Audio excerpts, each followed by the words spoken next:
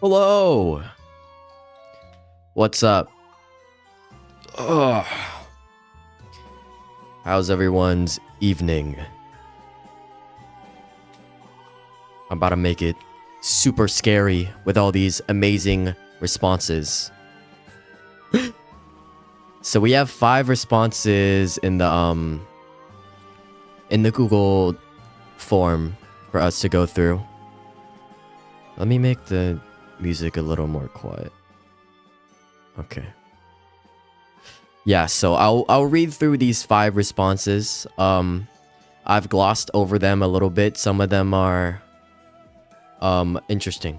Very interesting.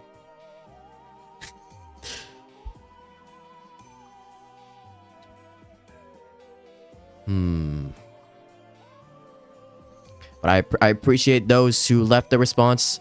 I feel like I should have made the time frame to submit one like a little bit longer, but you know, it's fine.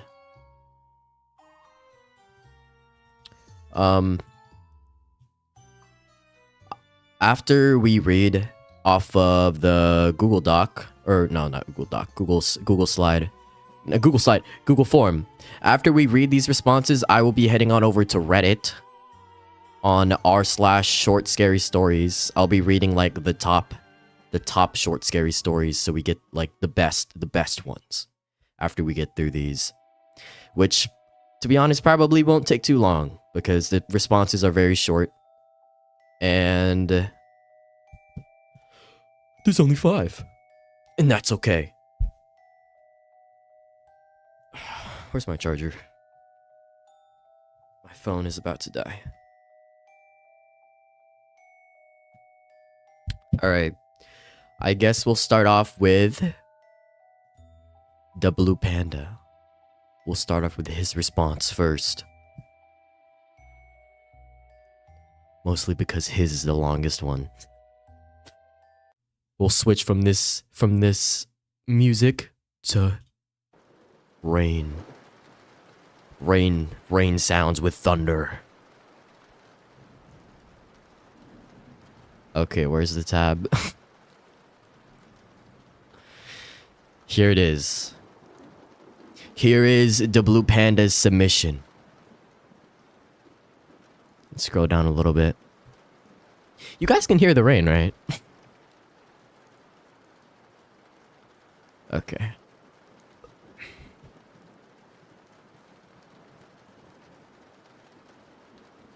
I'm not sure how well you guys can see the screen. Probably not too well. Why is yours first? Because yours is the longest, bro.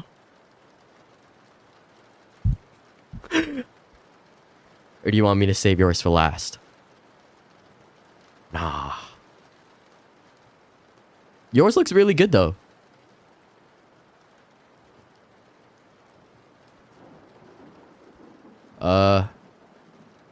One second. I'll make it bigger so you guys see. It's a little bit bigger. Or should I just make it take up the whole screen? At this point, I'll just put it like this.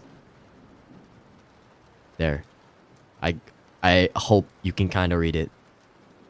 Do yours second? Fine. Fine. Sure.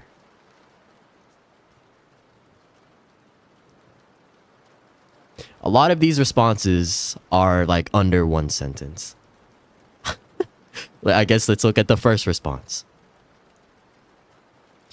This is by Lintag the Goat. And his short story says, I've always had a fear of tomatoes. Then one day the teacher says, class, we go... Wait, no, I'm gonna restart. Start. I've always had a fear of tomatoes. Then one day the teacher says, class, today we go to the tomato factory. Very short and sweet. And he did fulfill this part. Extra points for making me laugh. You don't get anything though, other than my acknowledgement. Alright, next one. Now we read yours, dude. This looks really good though. Even though you said you used AI for some of it. All right. This is by the Blue Panda. His short scary story submission. On one cold winter evening, a young man was coming home from a hard day at work. He decided to visit his father's grave before heading home despite their anguished past. The cemetery was quiet, the wind howling softly through the leafless trees. Snow crunched beneath his feet as he walked to the old stone marker, and he sat down by the grave, lost in thought. Exhausted from the long day's labor, he leaned against a weathered tombstone and closed his eyes, drifting into an uneasy sleep. Hours has passed. When he awoke, it was already midnight. The air had grown colder, his breath coming out in short, frosty bursts. As he shivered, he realized that something felt off. The cemetery was too quiet. The wind had stopped. Not a single sound of life or movement reached his ears. He stood up and looked around. The headstone seemed closer now, twisted and looming, casting long, impossible shadows under the pale light of the moon. He rubbed his eyes, but the shadows didn't move. In fact, they seemed to be watching him with intense revulsion. He heard a noise behind him, a low scraping sound like something being dragged across the frozen ground. He spun around, heart pounding. Nothing. Suddenly, the ground beneath his feet felt softer, giving way like quicksand. He stumbled back, and with a sickening jolt, he realized the earth was shifting. The soil at his father's grave was slowly sinking in, as if something underneath was pulling it down. A raspy whisper echoed through the still air, right below his feet, barely audible but a familiar voice. "Come join me." He froze in terror. That voice, he recognized it. His father's voice, but it was wrong, distorted, filled with an unnatural hunger. It was as if his father's past anguish had come back to haunt him. The grave was caving in faster now, the dirt shifting and swirling like something was clawing its way up from below. The whisper came again, louder this time, accompanied by the unmistakable sound of something breaking through the earth. "Come here, son." A skeletal hand had burst through the dirt, clawing at the cold night air. Its decayed fingers, twisted and rotting, reached toward him. The young man screamed, stumbling backward as more of the ghoul beneath emerged. His father's corpse, half rotten, its hollow eyes glowing with an eerie, malevolent light. The smell of decay filled the air, thick and rotten. "I waited for you," the corpse rasped, its voice gurgling as it struggled to rise from the grave. "You left me. You forgot me." The young man tried to run, but his legs wouldn't move. The ground beneath him felt like quicksand, pulling him toward the grave, toward the open arms of the dead. His father's decaying hands reached out, grabbing his ankle with an iron grip, dragging him down. He screamed again, but the cemetery was silent. No one could hear him. The last thing he saw was his father's skeletal grin as the frozen earth swallowed him whole. By morning, the graveyard was peaceful once more, covered in a fresh layer of snow. The young man's body was never found, but sometimes, late at night, a soft, raspy whisper can be heard among the graves. "Come join me." Hey, that was pretty good. That was pretty good. I like that. I like that. I guess his catchphrase is "Come join me." It'd be funny if I made you guys like give a title for each one. But yeah, that was good. Chat GPT for the win. Bruh.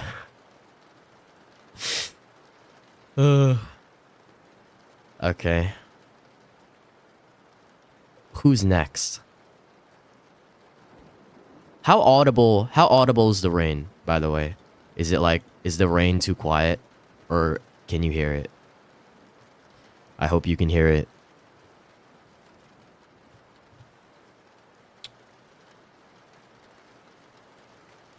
You would call this past anguish. Wow, you should submit that in like a competition or something.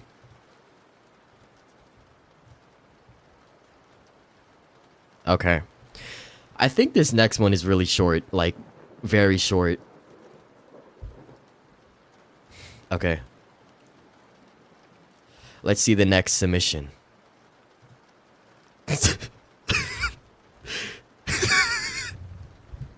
Okay, this is by Riley. His short, scary story says, "Boo." That was really scary. Thanks for the submission, I guess, but I wish you put more than one word. Okay, next one. This is by Nate Here. Okay. A fish is swimming in a river when it sees a fly above. The fish thinks to itself, if that fly would drop only 6 inches, I could jump up and have some lunch. Well on the bank of the river is a bear. The bear sees the fish and the fly thinks to itself, if that fly would only drop 6 inches, that fish will jump out the water and I can stick my paw out, catch the fish, and I could have some lunch. Yeah, gotta go? Okay, see ya. Up a ways on an elevated bluff sits a hunter. This hunter sees the fly, the fish, and the bear and thinks to itself, if that fly would only drop 6 inches, that fish will jump out the water, that bear will stick his paw out to catch the fish, giving me a clear shot, and I could have some lunch. In the bushes next to the hunter sits a field mouse. The mouse sees the fly, the fish, the bear, and the hunter and thinks to itself, if that fly would only drop 6 inches, that fish will jump out the water, that bear will stick its paw out to catch the fish, giving that hunter a clear shot, at which he'll drop his sandwich, and I could have some lunch. Well, up just a bit higher from the hunter and the mouse sits a mountain lion. Now the mountain lion sees the fly, the fish, the bear, the hunter, and the mouse and thinks to itself, if that fly would only drop 6 inches, that fish will jump out the water, that bear will stick its paw out to catch the fish, giving that hunter a clear shot, and at which point he'll drop his sandwich and the mouse will jump out the bushes, allowing me to pounce on it, and I could have some lunch. Sure enough, the fly drops 6 inches, at which point the fish jumps to catch the fly. The bear steps forward to catch the fish. The hunter drops his sandwich to shoot the bear. The mouse jumps out of the bushes to eat the sandwich. And the mountain lion jumps off its perch to eat the mouse. Except the mountain lion misses and goes tumbling down the hill into the river. The moral of the story is, every time a fly drops 6 inches... I don't think I can say that. A cat is bound to get wet. Well, that was funny. I like that, but I guess the scary part was just whether or not if I could read that last part, the last sentence of it. Thanks for the submission, Ethan. Okay. This next one, I don't know who did this next one, but somebody submitted an entire like short story off of like blog. And I'm not too sure if I can like read this on stream.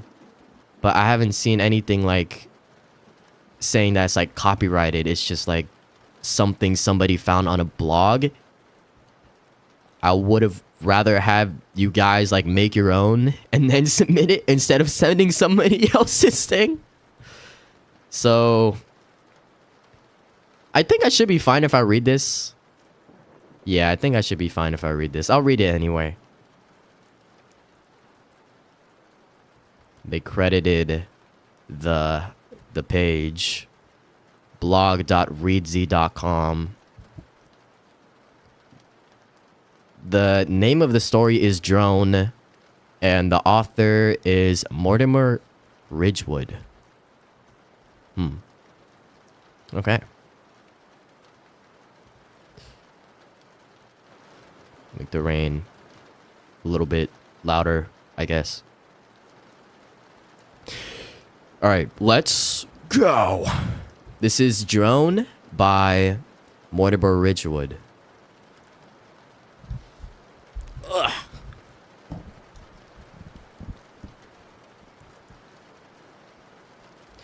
She first heard it while she was making coffee.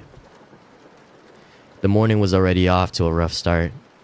Rachel had woken up, lazy and languid in the wake of her twice snoozed alarm, and reached for her husband's side of the bed. Much to her disgruntlement, the spot where he would have been was empty and cold. She glared at the empty space for a moment, then promptly snoozed her alarm again out of spite. One of the downsides of working from home was that she missed out on good morning kisses as Mark got ready for his morning commute. The upside, however, was she could take a few extra minutes to pout about it. Once her alarm had declared her brooding time over, Rachel sighed, put the alarm to rest for good, and pulled herself out of bed. She immediately had the urge to crawl back into it.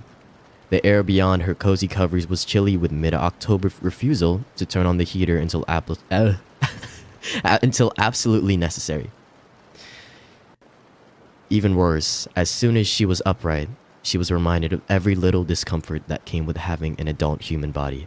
Back pain, ankle pain, jaw pain from sleeping strangely, and a bonus ache in her joints from the cold. Oh, and after a few moments upright, she also needed to pee. All the usuals checked off. After a brief stop by the bathroom, Rachel shambled her way into the kitchen like the zombie she sometimes suspected herself to be. Undead or not, she still had bills to pay, meaning she needed to be alert enough to do her job. A strong, hot cup of coffee was in order. She made her way to the coffee machine and fell into familiar routine, seeking her prize almost on muscle memory. She got a mug from the cabinet. She set it beneath the machine's dispenser. She opened the machine's lid. Something began to buzz. She reached into the cabinet again. She retrieved an off-brand K-cup. The buzzing grew louder. She put the cup in the coffee maker. She closed the lid. The crunch felt violent. She selected 8 ounces on the little touchscreen. The buzzing became a drone. She pressed a button beneath the touchscreen. The machine began to whir. She could barely hear it over the droning. The floor creaked behind her. Something was watching her. Something was watching her. The world snapped back into uncomfortable clarity as she rolled around, nearly knocking a jar of sugar to the floor in the process. There was nothing behind her, of course. She was alone in her apartment. Mark had left before she'd woken up, and a quick glance to the right confirmed that door had been locked behind him. He even remembered to lock the deadbolt that morning. No one was there. The only sounds to be heard being the coffee maker steaming and the pounding of Rachel's heartbeat. No buzz, no drone. Rachel took a deep breath, then leaned back against the counter with a groan. Shaking off the adrenaline, she opened the fridge to grab some creamer and poured a generous amount into her cup. As she stirred her coffee, she reached for the pill container next to the kitchen sink. What better way to christen up a fresh cup of coffee than by using it to wash down an unassuming little capsule? Not that she needed the coffee anymore. After whatever the hell that was, she was plenty awake. Coffee in hand regardless, she crossed the apartment to settle into her office and get to work. Over 6 months in, and her job still felt too good to be true. She'd managed to land a remote biller position for a telehealth practice. Medical billing was a notorious nightmare of paperwork, but that made it perfect for Rachel. Translating rejection errors, filling in boxes, deciphering errors? That scratched a mental itch she hadn't realized she had. And the best part? Through the whole process, she hardly had to speak to a single soul. She could put on some music, bury her head in paperwork, and not worry about the world beyond her office for hours. Speaking of paperwork, signing into the practice's EHR revealed several bright red claim rejections waiting to be reviewed. They were all from the same insurance company and all related to the same clinician. So Rachel's first guess was an NPI-related issue. That puzzle led her to another, and soon enough, she found herself easing into the natural flow of work. She deciphered the error message. She emailed the clinician. She opened the next batch of rejections. She ignored the drone. She turned up her music. She pulled up a patient profile. She selected the billable dates of service. The droning overpowered her music. She double-checked the payer address. She finished the intimidating red form. Her jaw still ached. She submitted the claim. It was so loud. She opened another ERA. The drone was right behind her. It was in her lungs. She couldn't breathe. Her monitor suddenly shut off. She stared into her reflection. Something else stared back. Rachel pushed herself away from the desk with a gasp, nearly knocking over her chair in the process. She shivered and blinked at her computer screen, still on, lit with the awkward tables and blocks of text of insurance paperwork. She turned her head to look to the left of the screen, at her office window. The glare from the still rising sun provided her with a decent view of her reflection. Normal and familiar. It hadn't been real. Rachel was safe, alone. Still, she turned around and double-checked that her office door was closed before she slid her chair back into place, just to be safe. Just for her own foolish reassurance. The workday continued. She got back into a rhythm, forcing herself to focus even when she started to hear that drone again. It wasn't real after all. It was just a trick, her brain playing games with her in retaliation for too little rest. Lunch rolled around at noon, like usual. But the memory of that morning made Rachel hesitate. She had to leave her office to get her lunch from the fridge. Why didn't that make her nervous? Even if the drone came back while she was in the kitchen, it couldn't hurt her. It wasn't real. She gave the coffee machine a wide berth anyway, taking the long way around the kitchen island to get to the fridge and scolding herself for being stupid the entire time. And for apparently leaving the creamer sitting out, she realized. God, what was with her that morning? Why was she having such a strange day? She shook her head at herself, then set the likely spoiled creamer by the sink to dump out later. She would deal with that mess after she had tucked into some leftover pasta. She opened the fridge. She picked up a plastic container. She opened the lid. Her hands were so cold. She put the container in the microwave. She pressed the one button. Her hands were shaking. The microwave turned on. The hum sounded off. The container began to spin. The hum wasn't coming from the microwave. Rachel turned around. The drone was in the office. The container kept spinning. The drone came closer to the door. Rachel was in danger. She could feel the droning in her bones. She couldn't move. There was nowhere to run. The microwave beeped and Rachel yelped. Fuck. Jumping in place and tears stinging the corners of her eyes. She started shaking, wrapping her arms around herself. There was nothing to be afraid of, and yet, for some bizarre reason, Rachel felt as if she was being hunted by something. What exactly she couldn't articulate, which just made her fear more frustratingly oh my gosh, frustratingly rational. She was a grown woman. Couldn't she handle a few weird sounds scattered across her day? Briefly, she considered texting Mark. He could stay on the phone with her while she was at work. Oh, oops, I read that wrong. He could stay on the phone with her while he was at work. He'd done it before. If she really needed him to, she was sure he'd come home. But what was she meant to say? There was a strange noise following her around the apartment, making her feel like she was going to die? That was absurd. If she texted Mark that he'd come home, sure. He'd come home with a cop to take her to a mental hospital. Rachel grabbed her food from the microwave and left it on the counter to cool. She wasn't hungry anymore. She'd just throw it away later, after work. Missing lunch once wouldn't kill her, right? She felt like she'd been asking herself a lot of questions like that the past few hours, avoiding the questions she didn't want to answer. The question idled in the back of her mind as she went back to her office. It let her sit back down and start to settle at her desk again, then slowly crept up on her, in time to the rise of an unsettling familiar sound. What was making that noise? It was nothing. Rachel knew that. The drone was drifting up from her doorway. The drone that was drifting up from her doorway again wasn't real, which meant nothing was making it. That nothing sure was loud, though, for something that didn't exist. The more Rachel let herself focus on it, the more she started to notice.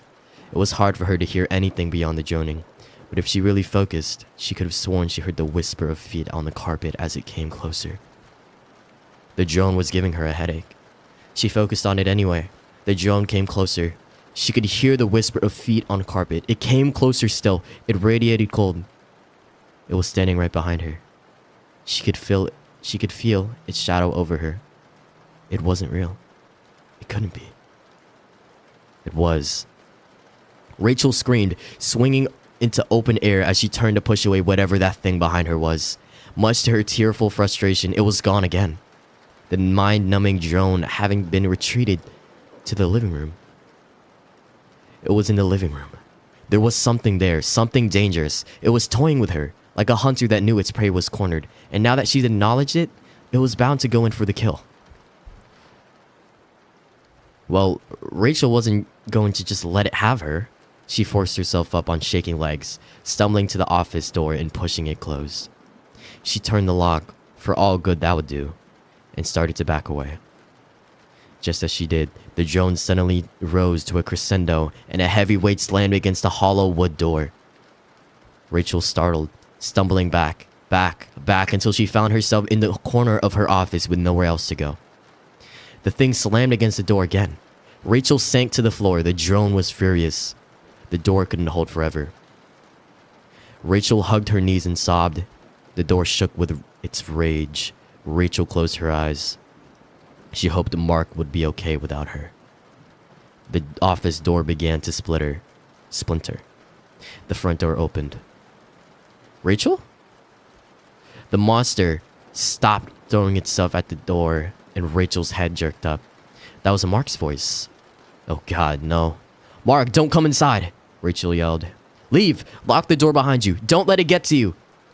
Rachel, what are you talking about? Mark called back, paying her warnings no mind. To Rachel's horror, the drone moved away from the office and back toward the kitchen where her unsuspecting husband was. She started to choke on her sobs as grief and panic clashed in her throat. It was going to get Mark, too.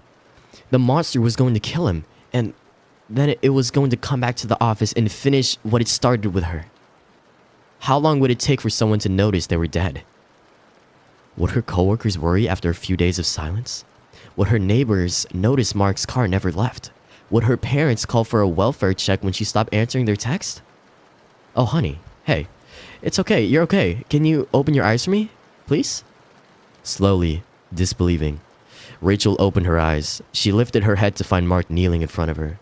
He was completely fine, the office door wide open and the apartment quiet aside from her confused sobs.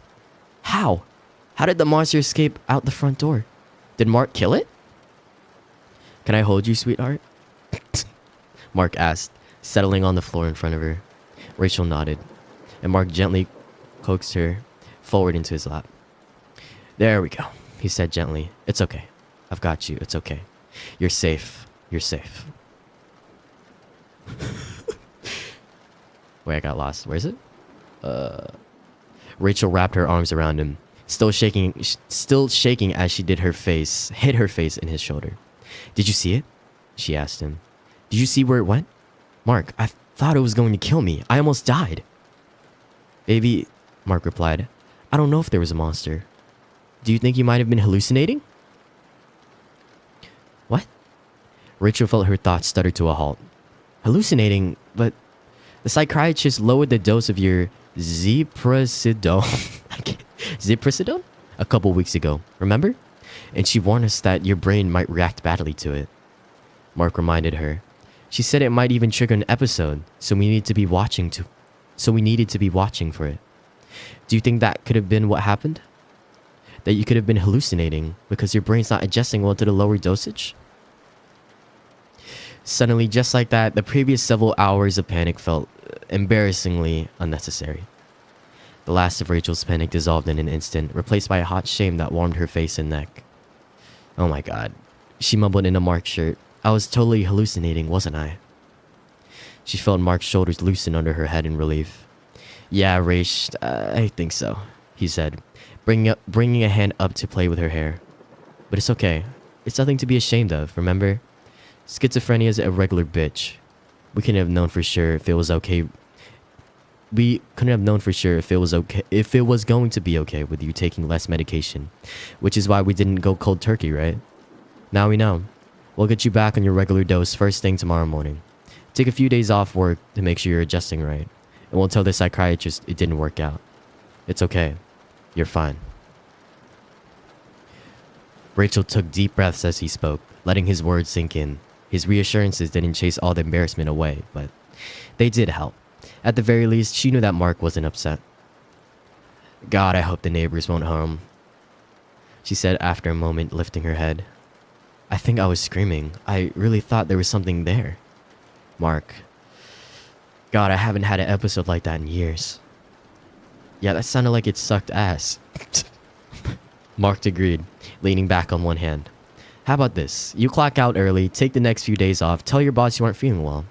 Then you'll sit on the couch while I make a big pot of chili with extra diced tomatoes, and we spend the rest of the day watching terrible reality TV and bastardizing the ideal chili to Fritos ratio. Sound good? Rachel met Mark's eyes for a moment, considering... Oh, 1 second.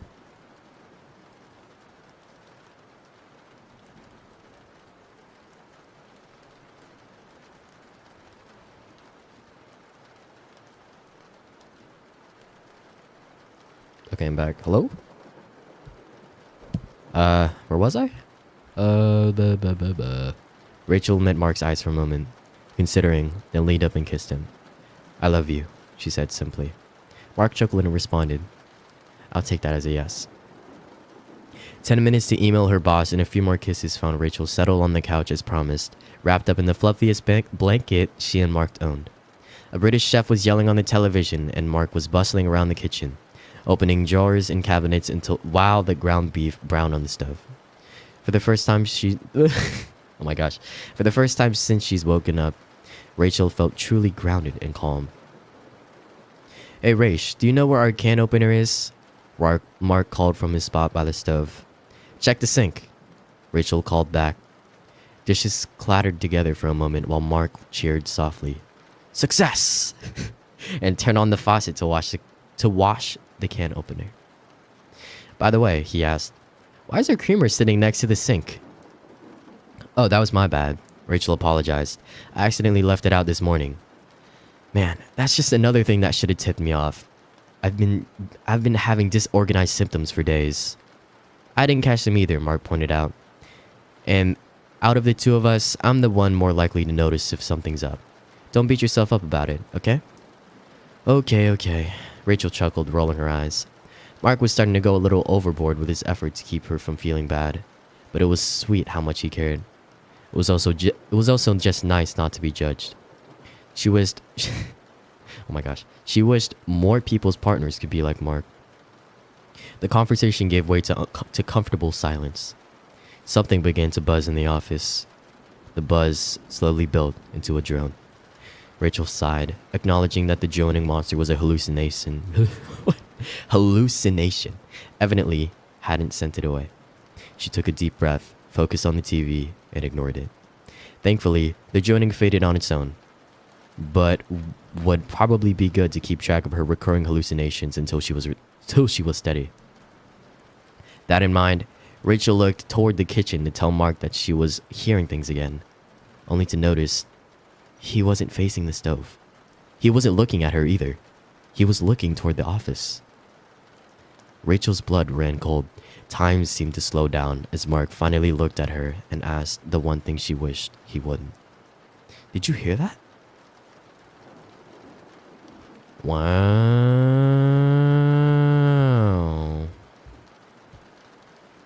That was good. I think when I opened the website, it said something like this person won an award for this story. There was like a competition or something. I can see why. That was really good. That's crazy. It was like she had this schizophrenia, and then it turns out that it was real. OMG. Okay, well that's it for the responses in the Google form. I'm gonna switch over to Reddit now. I'm gonna go on r/short scary stories.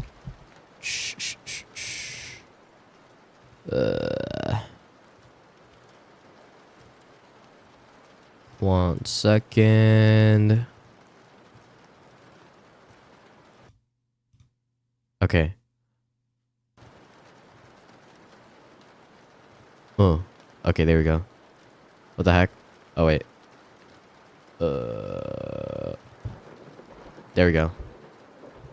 So I'm gonna just go on like the top of all time and then just like read top to bottom, like all of them. Not all of them, but just like some of them. So we'll start with this one. I am on r/short scary stories. Thanks for those who submitted a short scary story for me to read from the Google form, by the way. Thanks. We are on r/short scary stories on Reddit. Let's start. So this is My Family by Panpsych. My family. I died 8 years ago. It wasn't particularly tragic or unusual. Just a car accident. I don't blame the man who hit me. He was speeding because his wife was in labor and there was black ice on the road. He lost control of the car and I lost my life. It's not his fault. I know that. I'm not cruel. I am not vengeful. If anything, I'm the opposite. You see, I don't have any family left, and I had lost my few friends around that time. When it was time for my funeral, the only people who came was my boss and the family who killed me. The wife held her newborn daughter close to her chest. I hated my boss, and the cemetery was awfully lonely, so I followed the family home. Lily may as well have been my own flesh and blood. She was sweet and bright, and oh so very small. She had trouble sleeping if somebody wasn't rocking her crib and her parents were so tired. After they put her to bed, it was easy for me to rock her crib for her. I didn't get tired. I could help her. As the years passed, Jack and Lori realized that they weren't alone in the house. It didn't take long from there to make a connection between my funeral and when I had showed up. And I'd never been malevolent, so they weren't afraid or angry. They started to burn candles on the anniversary of my death day. They left an empty chair for meals and holidays. I really felt like a member of the family. Someone is trying to force the door. It's Lori's ex. He's obsessive. He's angry. He's going to hurt the family. My family. The thing about ghosts is that the more offerings you get, the stronger you become.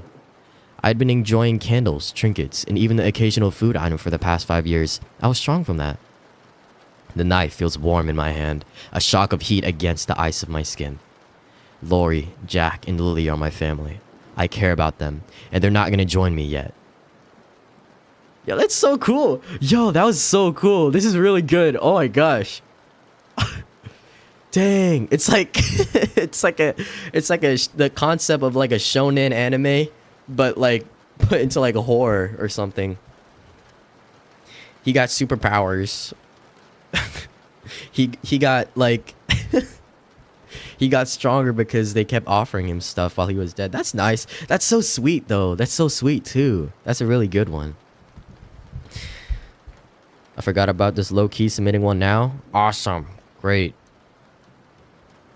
I'll read it in a second. Just tell me when you submitted it so I can go check it out. Oh, wait. Actually, maybe I'll put the link. I'll put the link to the Google Doc on chat so that you guys can submit still if you want. Please make sure you're submitting.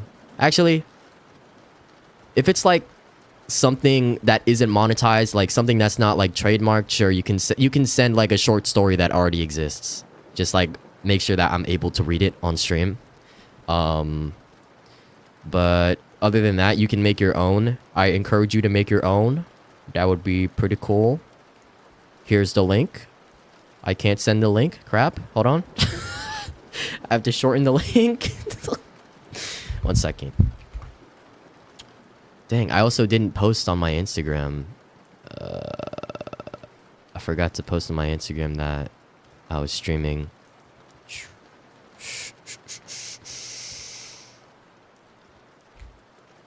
The last time I sent the shortened link, it didn't work. So I hope it's gonna work now. You already got it? Alright, I'll check in a second. Here's the form if you guys wanna go try submit one. Yeah. Actually, I'll do this. Submit your short stories here. And I'll pin that one and I'll remove this. Alright. So you guys can still submit if you want. I'll check it in a sec. William, you said you submitted it. You already got it? You already got it? You mean you already submitted it, or? I'll read another Reddit story. I'll give you time to make your thingy. I'll also post on Instagram that I'm streaming because I forgot. I forgot to post that I was streaming.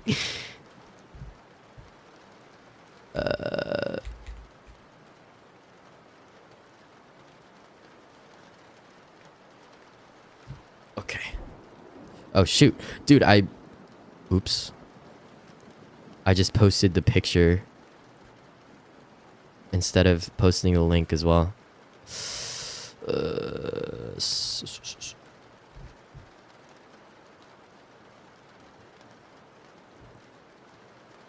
You guys like the rain ambience?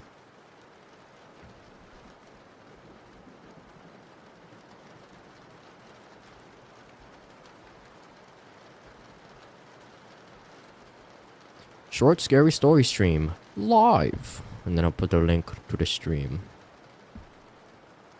Yo, you doing it now? All right, take your time. Make it really super like scary, super awesome, and super scary.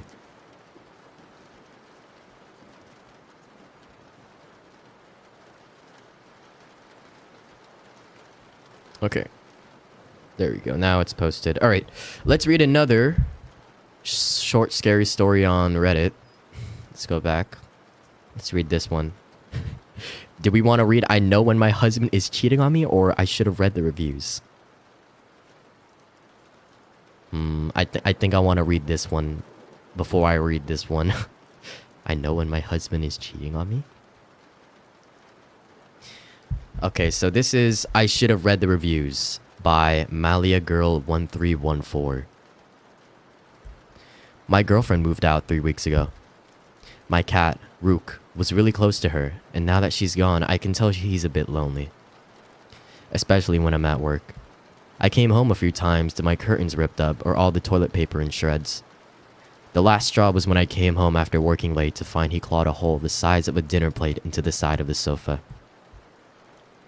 I decided I had to do something. I tried different toys, even catnip, but nothing worked. One night while browsing Amazon, I saw a pet camera. It's a tiny camera that records your pet on a live feed so you can monitor their behavior while you're away. It even has an audio function so you can talk to them. Sounded silly, but hey, I love my furry dude, so I bought it. I got overnight shipping and installed it immediately. I decided to set it up in my bedroom, as that was where Rook dwelled the most. My first day at work, I think I checked my first day at work, I think I checked that camera 30 times. When I spoke into the microphone, Rook seemed to be happier, and I noticed there was no destruction around the house either. By day 4, I figured I'd solved the problem with Rook. That leads me to right now. About 30 minutes ago, I climbed in bed with Rook, ready to close my eyes, when my phone buzzed. A notification from the pet cam. I almost ignored it. Sure, I just triggered the thing. But I opened it anyway. What I saw made my grip tighten on the phone. Instead of a video of myself in bed, I saw a man, tall, gangly, with pale skin and large eyes. He was moving into my room with exaggerated steps like a sneaking cartoon character. He got right up to the lens, so close I could almost smell his rotten breath, and he smiled. I immediately paused the video, terrified. I looked at the spot where the man should have been standing, but there was no one there. I went onto Amazon and found the pet cam and read the reviews, hoping for some weird glitch. It had to be a joke, right? The first dozen reviews were pretty standard, but it was that last that caused me to bolt upright. The customer complained that the camera was on a time delay, sometimes as much as 15 minutes. I went back to the video and pressed play with shaky fingers. I watched in horror as the man slithered under my bed, giving the camera a wink before disappearing in the darkness. Then I saw myself enter the room and climb in bed before the video ended. Now I'm sitting in my bed, knowing he's under it. I could call the police, but I doubt I've had time. So please, do yourself a favor and read the reviews. Oh my gosh, these are so good. Holy crap. Dang. I don't know if I like this one better than the other one. I like the... I think they're like equal. Yeah. You guys can still submit your shorts. Like, you can like submit a short scary story if you want. Still, I'll like check it in a couple minutes if you want to submit one. This one was really good. I don't think I'll ever have a pet in the future. That's a lot of responsibility when I start like living alone. All right. Let's do last messages. Oh wow, this one's really short. Okay. So I'm assuming this is like the last messages between like two people. This is Last Messages by Tatsuya. I love you, Mom. I can hear footsteps on the stairs. I think he's outside my room. I hear sirens, but they're far away. I'm hiding in the closet. I hope he didn't hear me. Hang on, I heard something downstairs. The cops are already here looking for him. They'll catch him. Don't worry, Mom. I'm safe. I love you. The cop said he's some escaped serial killer and he's been breaking into homes around the area. Yes, Mom. It's on the news now. I'll keep my doors locked.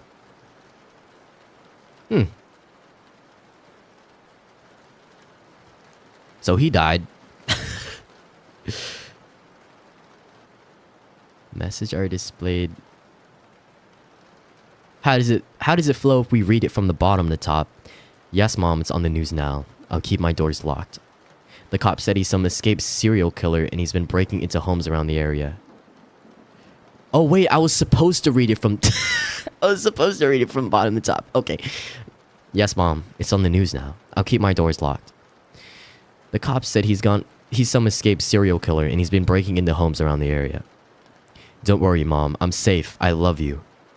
The cops are already here looking for him. They'll catch him. Hang on, I heard something downstairs. I'm hiding in the closet. I hope he didn't hear me. I hear sirens, but they're far away. I can hear footsteps on the stairs. I think he's outside my room. I love you, Mom. Wow. Wow. So, I'm an idiot. Why did I read it from the bottom? Why did I read it from the top to the bottom? Okay. That's scary.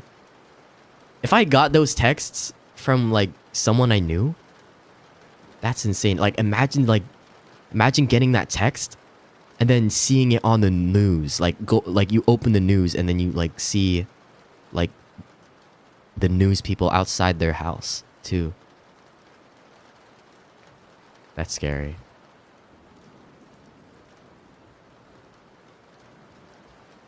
I skipped this one. I guess let's read this one. I know when my husband is cheating on me. I wonder how this is gonna be scary.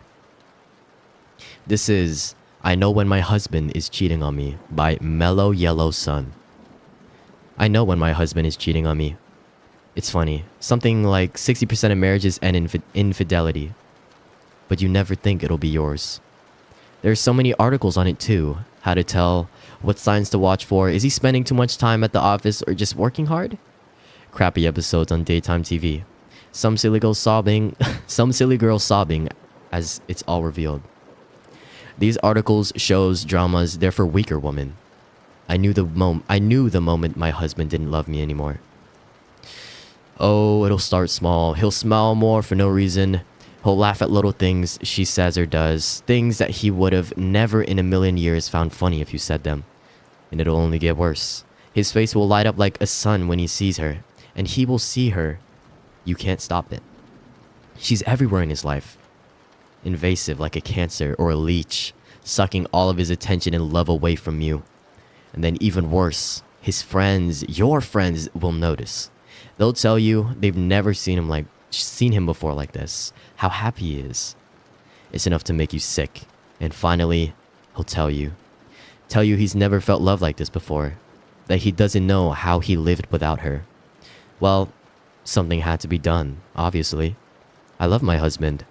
I'm not having some little temptress steal him away from me. What kind of woman would I be then? No. So I took matters into my own hands. Thank God she's still little. I don't think I could have drowned her that easily if she could walk. What? Oh my. She drowned their baby? What the fuck? Okay, that's crazy. That's insane. What? So, I'm assuming, oh my gosh, so she got pregnant, she gave birth, and then they had a daughter. And then the husband was giving more attention to his daughter, and then the wife killed the daughter? What the fuck? Yo, that's... what the fuck? I wasn't expecting that. I was literally expecting like anything but that. When I was reading it, I was like, okay, yeah, she's gonna kill the other girl, right? And then it ends up being their daughter. What the fuck? That's really good. I've been saying that for like every single one, but like, damn.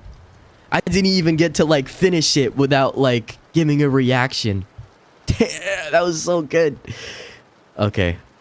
I'm gonna check the submissions to see if anybody sent anything new.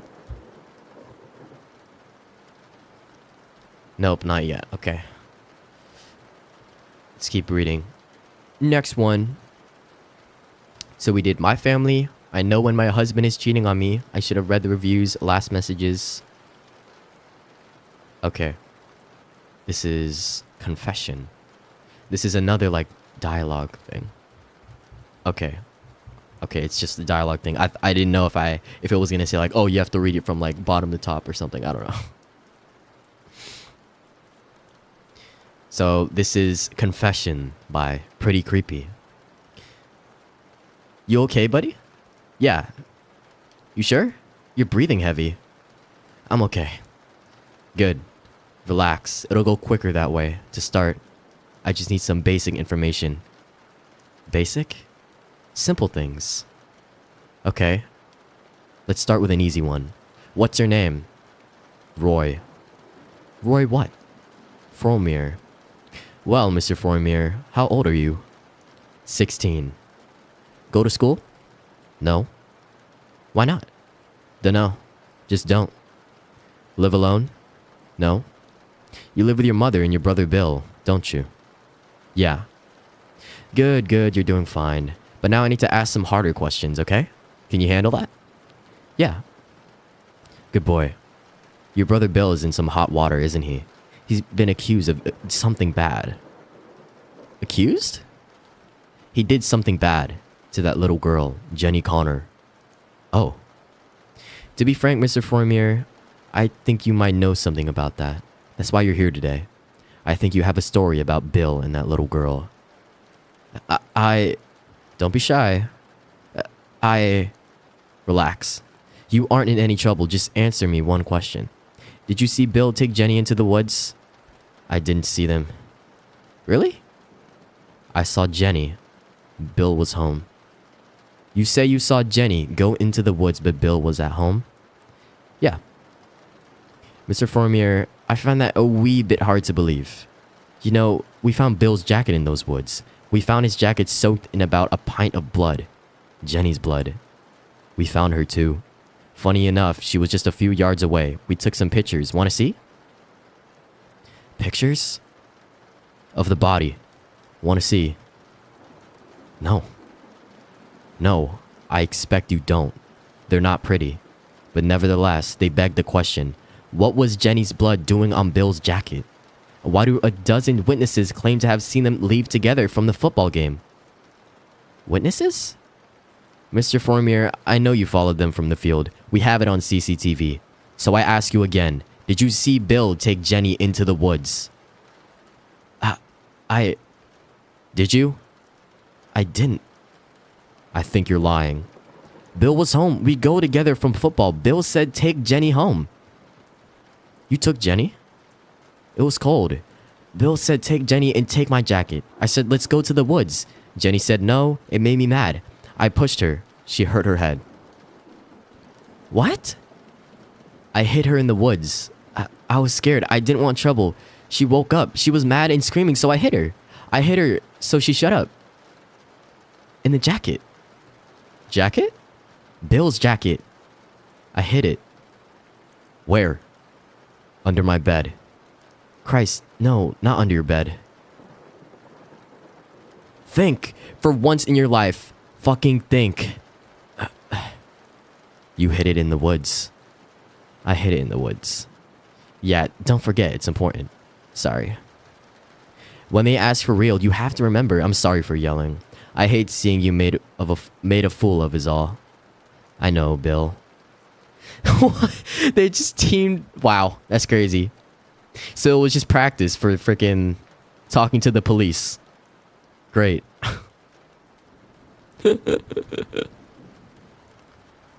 Wow. I don't think it's as shocking as the other twist from the when they killed the daughter. I think that's more shocking than this. But yeah. When he said, yeah, once he said this, not under your bed. Actually, no, it was here. I realized, yeah. Yeah, don't forget, it's important. That's crazy.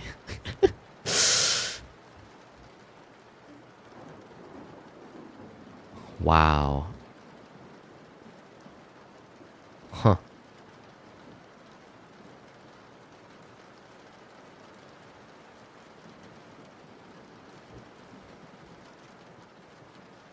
Okay. That was pretty good. Pretty creepy. That was pretty creepy. Okay. Next one. So we read My Family. I know when my husband is cheating on me. I should have read the reviews. Last Messages. Confession. Now let's read Birthday Girl. Maybe I'll switch it. Like maybe like top. Instead of top of all time, I'll do like top of like this month or something. This is Birthday Girl by Gosha _2 2 Gosha _2 93. Good morning, sunshine. Time to wake up. I open my eyes and see Nurse Judy, ready to give me my morning injection. I sit on the bed and roll up my pajama sleeve. I feel the needle under my skin and the medication flowing inside my veins. The nurse gives me a wide oh my gosh. The nurse gives me a wide smile. Good girl. You can go to the canteen now and have breakfast with your friends. Friends. I don't have friends here. My friends are almost 60 miles away from me, enjoying life, learning new stuff, making out at parties, certainly not spending their youth in a psychiatric ward. My parents put me there. It was after another anxiety attack at school. I lost control and tried to do something stupid. Now everything seems stupid to me. I pass by Nutsy Nora's room. Her yelling is impossible to ignore. She keeps screaming, Kelly and Jenna, over and over again, whatever these names mean. I see 2 doctors rushing to her room with a set of tranquilizers. This place is full of people like her. I don't think I belong here. I enter the canteen and hear a loud, surprise! I look around and see other patients gathered around a cake with numbered candles. 1 and 7. And an inscription. Happy birthday, Robin. Right. It's my 17th birthday. Yay. I totally forgot. I force myself to smile and blow the candles. The cake tastes like soap or a cough syrup. I had both candles in my pocket when nobody's watching. I guess it's the only gift I can count on today. I stop one of the nurses on the way back to my room. I ask if my parents are going to see me. She shrugs and walks away without saying a word. Bitch. As I lay in bed, I stretch my arms and look at my hands. They look So weird. So damn weird. Maybe it's a side effect of one of those medications? Nurse Judy interrupts my contemplation. She storms in with an afternoon dosage of pills. How are you feeling, my dear? Did you like the birthday surprise? She asks with that annoyingly sweet smile. Yeah, I forgot today's the day. She takes my hand and says, oh, don't worry, darling. It happens to everybody. As she holds my hand, I ask her why my skin looks so strange. Nurse Judy gives me a sympathetic gaze. I think it's normal at your age. Don't you think so, sweetie? Is she trying to make a fool of me? Oh, I've had enough. But I'm only 17, I say imploringly. I don't know any other teenager with hands like these. Just look. I take the candles out of my pocket and almost rub them in her face. You see? 1 and 7. 17, I bellow. Judy gently takes the candles from my shaking hands. Robin, it's not 17. Let me show you the right order. It's 7 and 1. 71. Damn. That's crazy. I don't know if... I mean, it's kind of creepy. The twist is just that she's old. That was good though. I like that one.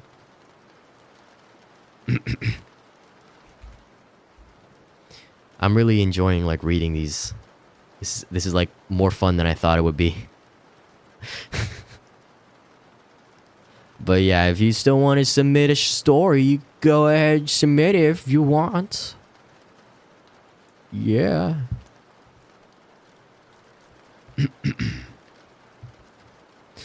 Yeah, let's read another one. Another one. Okay.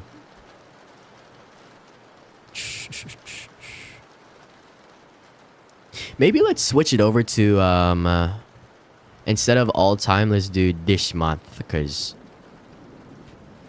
2024, I almost forgot what year was. Almost done? Alright.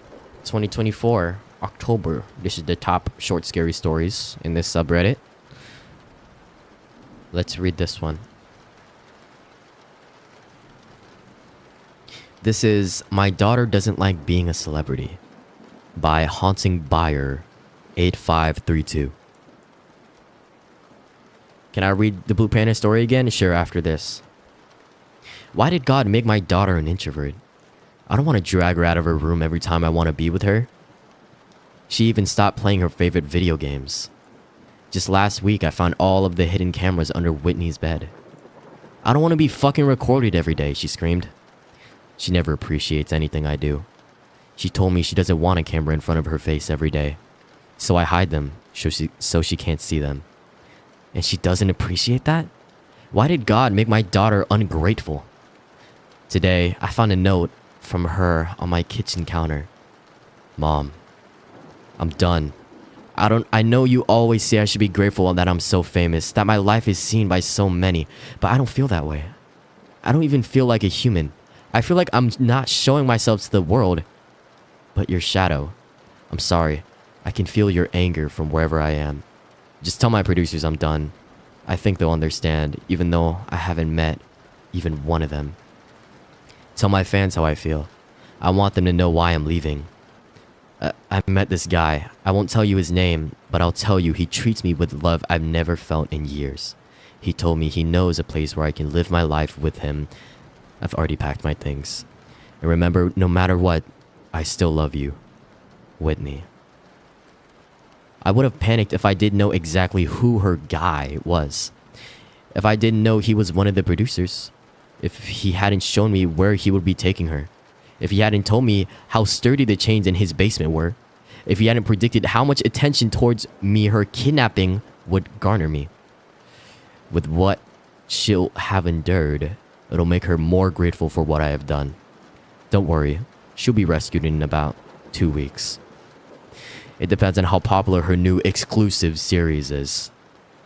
They're gonna torture her. What the fuck? Damn. That's crazy. She thought she found somewhere safe and then it's just another freaking producer. I'm assuming this is like the Truman Show, where like her life is recorded. But I guess in this version, she knows she's being recorded. Her life is being streamed onto the internet. And when she thinks she's able to escape, she is taken by one of the producers and she's now going to be tortured. That's kind of nuts. Okay, Tonkotz is asking me to read the Blue Panda story again. That's so messed up. I know. Like, even just having your entire life streamed on the internet? Like, I wonder how long they were doing that. That's crazy. That must have been like probably starting from when she was young. Because if it started like at any other age, she like would know it's not okay, or like she wouldn't be comfortable with it. Unless her parents are just like, no, you gotta do it. It gets us a lot of money.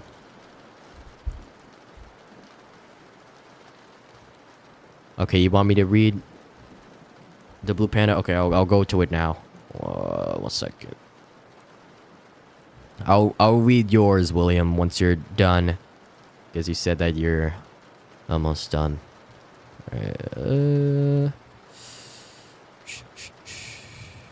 Okay. Switch back. Kaboom.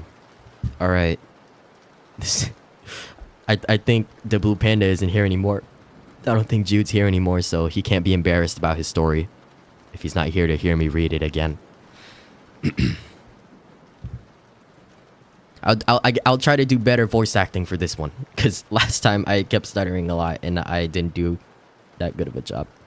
Okay, this is the Blue Panda submission for my creepypasta / short scary story submissions. On one cold winter evening, a young man was coming home from a hard day at work. He decided to visit his father's grave before heading home despite their anguished past. The cemetery was quiet, the wind howling softly through the leafless trees. Snow crunched beneath his feet as he walked to the old stone marker, and he sat down by the grave, lost in thought. Exhausted from the long day's labor, he leaned against the weathered tombstone and closed his eyes, drifting into an uneasy sleep. Hours had passed. When he awoke, it was already midnight. The air had grown colder, his breath coming out in short, frosty bursts. As he shivered, he realized that something felt off. The cemetery was too quiet. The wind had stopped. Not a single sound of life or movement reached his ears. He stood up and looked around. The headstones seemed closer now, twisted and looming, casting long, impossible shadows under the pale light of the moon. He rubbed his eyes, but the shadows didn't move. In fact, they seemed to be watching him with intense revulsion. He heard a noise behind him, a low, scraping sound like something being dragged across the frozen ground. He spun around, heart pounding. Nothing. Suddenly, the ground beneath his feet felt softer, giving way like quicksand. He stumbled back, and with a sickening jolt, he realized the earth was shifting. The soil at his father's grave was slowly sinking in, as if something underneath was pulling it down. A raspy whisper echoed through the still air, right below his feet. Barely audible, but a familiar voice. "Come join me." He froze in terror. That voice, he recognized it. His father's voice, but it was wrong. Distorted, filled with an unnatural hunger. It was as if his father's past anguish had come back to haunt him. The grave was caving in faster now, the dirt shifting and swirling like something was clawing its way up from below. The whisper came again, louder this time, accompanied by the unmistakable sound of something breaking through the earth. "Come here, son." I'm trying not to laugh at my own voice acting. A skeletal hand had burst through the dirt, clawing at the cold night air. Its decayed fingers, twisted and rotting, reached toward him. The young man screamed, stumbling backward as more of the ghoul beneath emerged.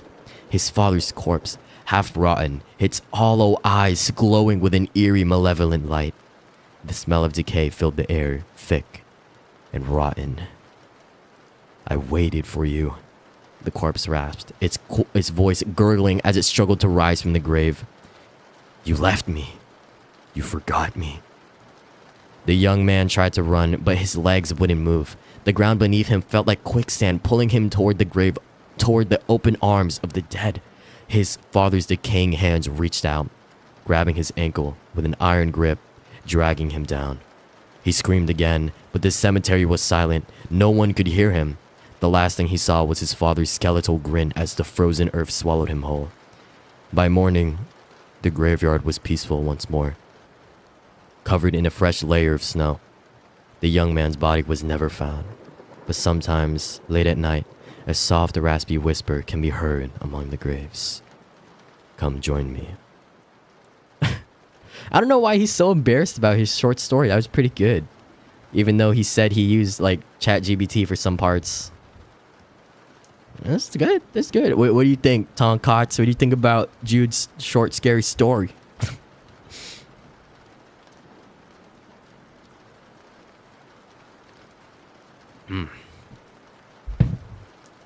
I forgot I made tea, and now it's cold.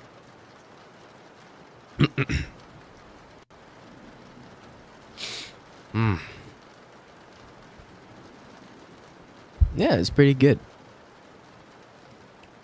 I think earlier he said if he were to give it a title, he would call it, what? Past Anguish. I wonder what happened between his dad, between him and his dad. Did he like kill his dad or something? I need to ask Jude about the lore behind this. And then he's gonna use like ChatGPT to tell me the rest. The rest of the lore. Okay. Well, I guess I'll switch back to reading Reddit stories. By the way, you guys can still submit some short scary stories if you want. It can be either like one that's like not monetized, like one that's not an official like book or something. You can submit that for me to read, or you can make your own. I encourage you to make your own. You can check the pinned comment. You can submit one if you want. You don't have to. It would make me happy if you did, but you don't have to, I guess. Okay.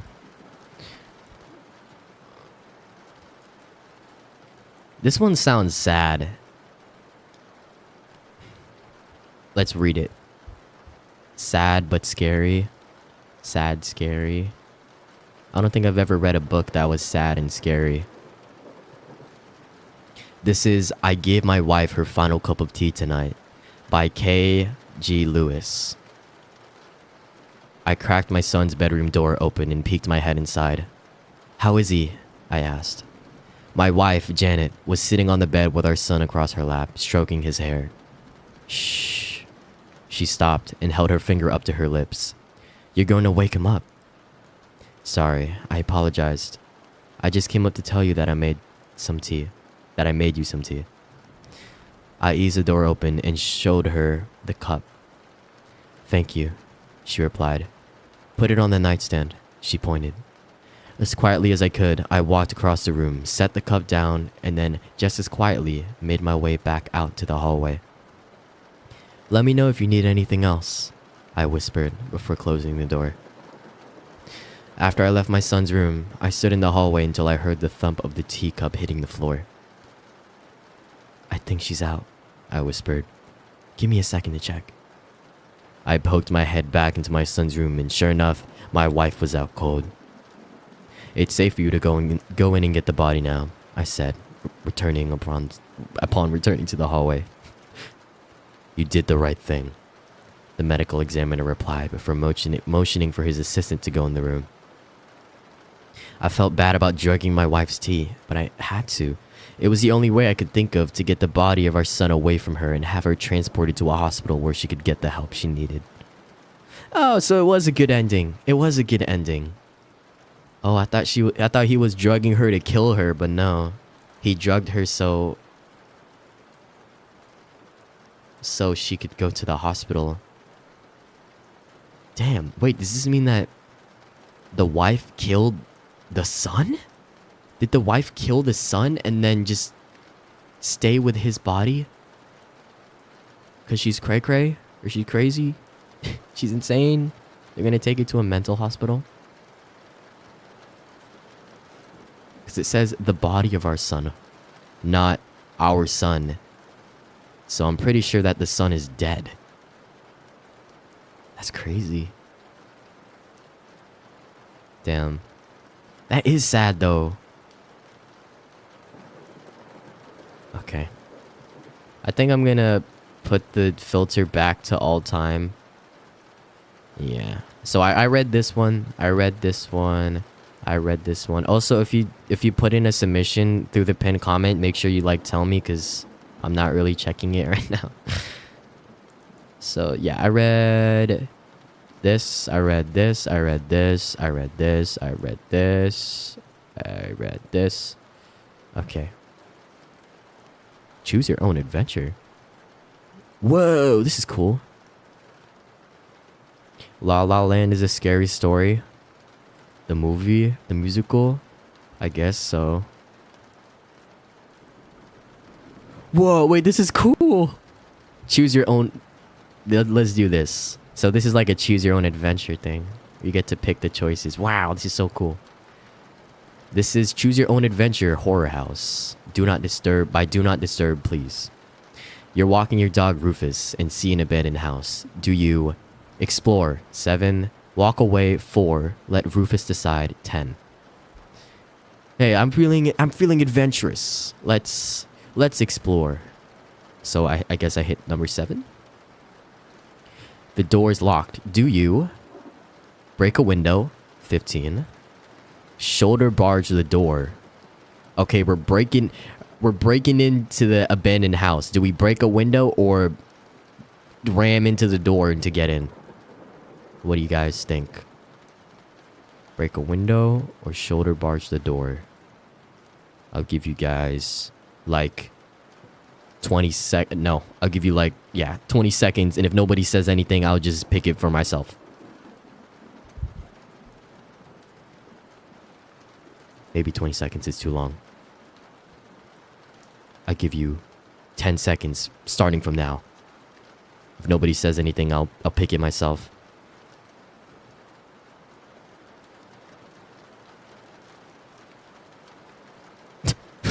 No one said anything. Okay, nice. That's fine, I guess. All right, let's break a window. Let's barge the. I don't know. Both of these seem. If this was me in real life, I would want to like break in. Like, if I was breaking in, I would have been more stealthy than just like breaking a window and then going inside. I don't know. That seems kind of loud. Unless it's like raining outside. Why would I be walking my dog if it was raining outside? Okay. Why can't we send the dog in to like go in and then like open the door for us or something? I don't know. Let's shoulder barge the door, whatever.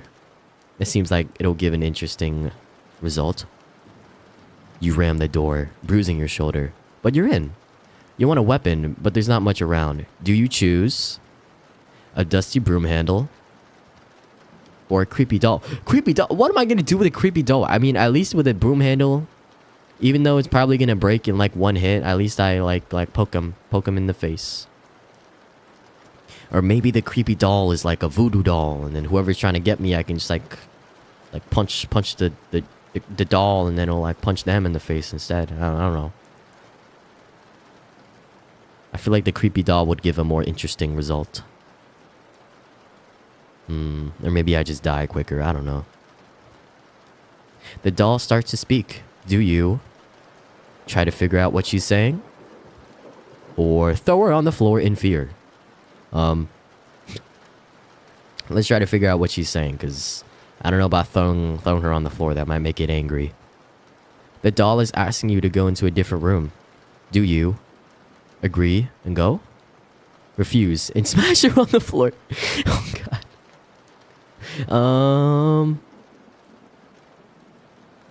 It's a little rushed, but it's done. Oh, I'm excited to read it. Let's finish this though. So right now this is like a choose your own adventure thing, and we broke into this abandoned house with our dog, and we picked up a creepy doll, and now it's telling us to go in a different room. Do you think we agree and go, or refuse and smash her on the floor? Ooh. Dang. Your short scary story has like lore, like inspiration from real life. OMG. I feel like if we smash the doll on the floor, if it's a spirit, it's gonna get angry at us, won't it? I don't know. I'm gonna agree. Let's go to the room that the doll is telling us to go to. Oh shit. A young girl appears. Do you try to befriend her? Hit her with the broom handle? Okay, but I don't have the broom handle. I took the doll. Okay, whatever. Well, let's try to befriend. The young girl tries to take your hand and lead you away. Do you go with her? Refuse and stay where you are. Let's go with her. Ghosts appear. You fall to the floor and cannot move. Eventually, you die of dehydration, surrounded only by apparitions. Man, that sucks. I picked really badly though.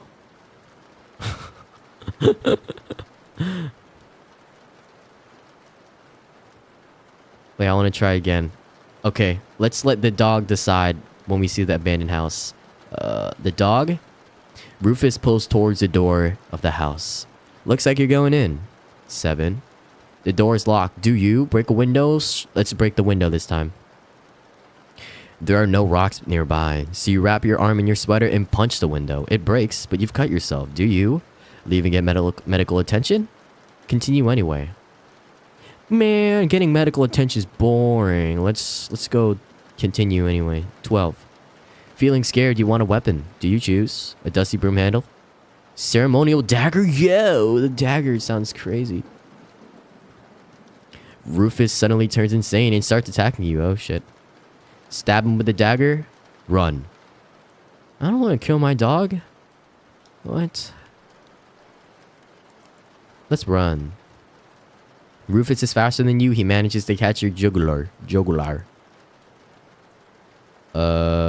You bleed out and die. Awesome sauce. What happens if I stab him? Number 5, stab him. You run home covered in Rufus's blood. You're alive, but at what cost? You dream of your dog every night until you can't take it anymore, committing suicide 2 years on. What?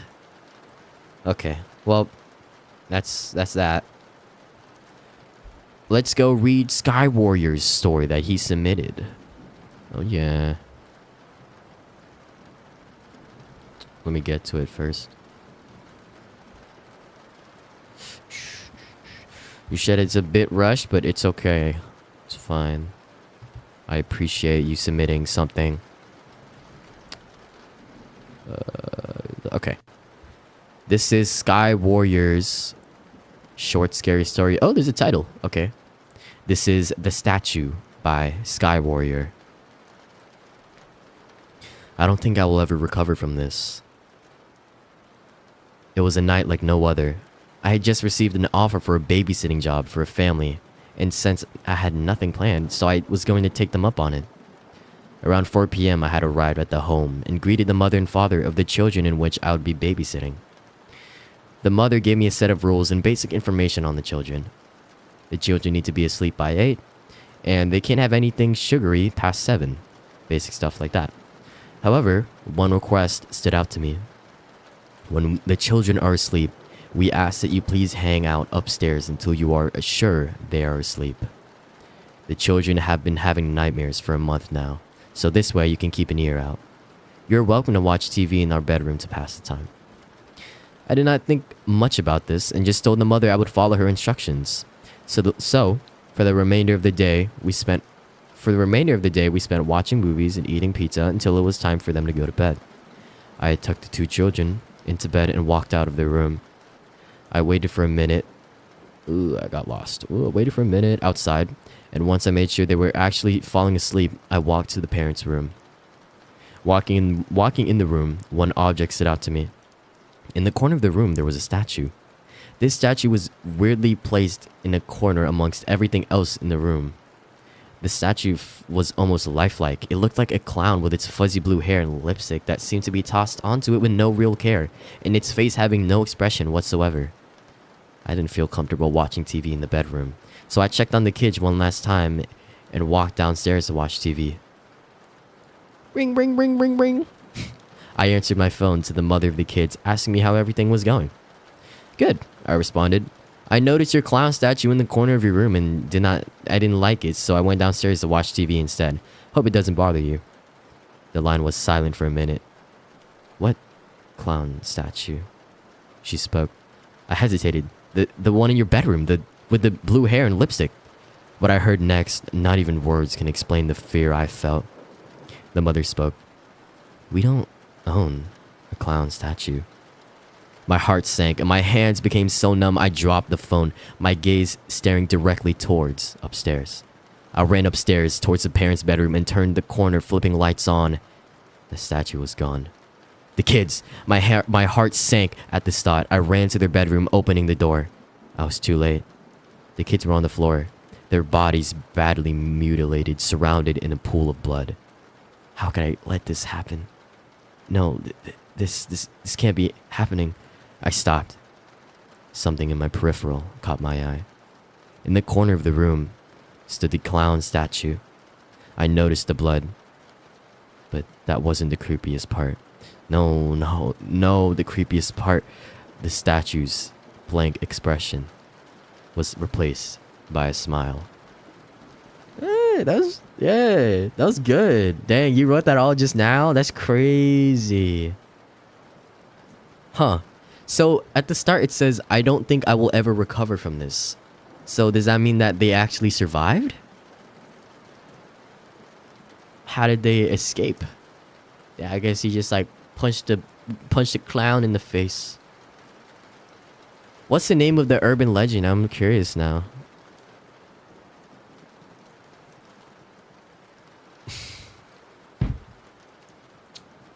That was really good. I like that one.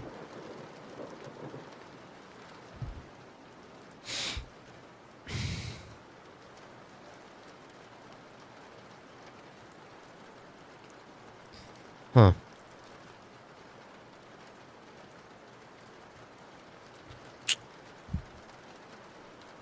Crazy. Why would they just have a clown lifelike clown statue in someone's bedroom? I guess he just like snuck in through the window. Well, how long have I been streaming?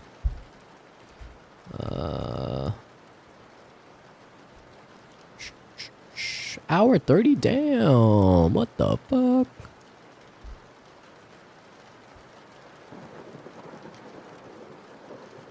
The chat wasn't loading? What do you mean?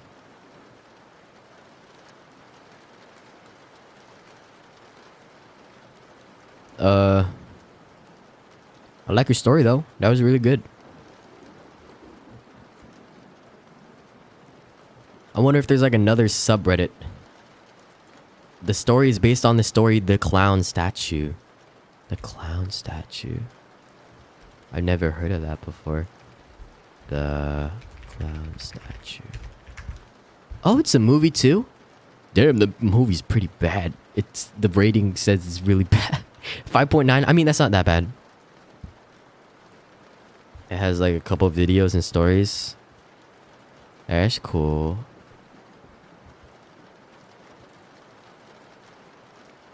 Oh.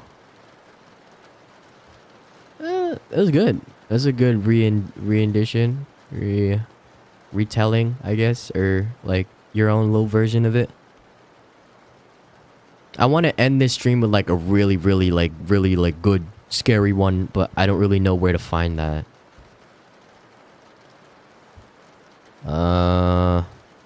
What's another subreddit with like really good scary stories? Cause I already read a bunch from r/short scary stories. What about just scary stories? Scary stories. r/scary stories.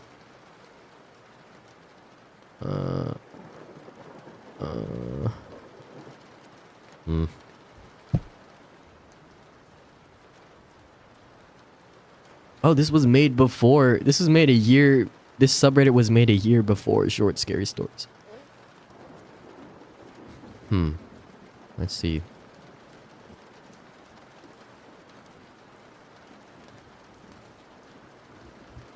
Whoa, whoa. This one is really long. Oh. Go to Scary for Kids and look up this style. Look at the clown statue. You want a better telling of it? Okay.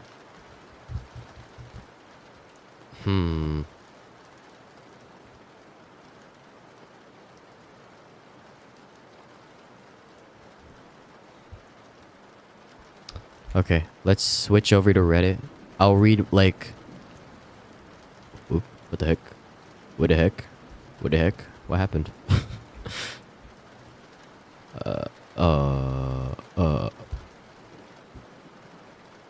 Technical difficulties?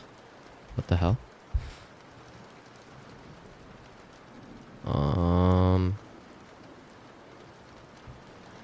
What happened?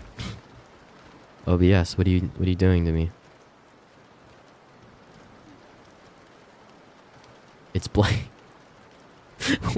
Where's my tab? What the hell?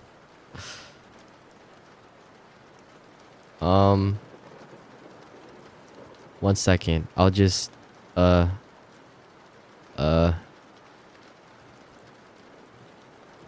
do this. Close. One second. This is gonna disappear for a second. Shoot. Open. Okay, this should work. Right. Why not work? Why not work? Do I have to do window capture instead? Oh, wait. Whoa. There it is. Hold on. There. Yeah. There we go. So I'm on a different subreddit now. What do we want to read? Top of all time. This is like the top of all time, but it's really long. Like that's really long.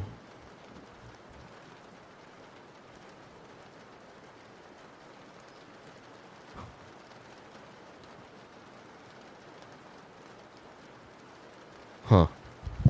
It seems really interesting though.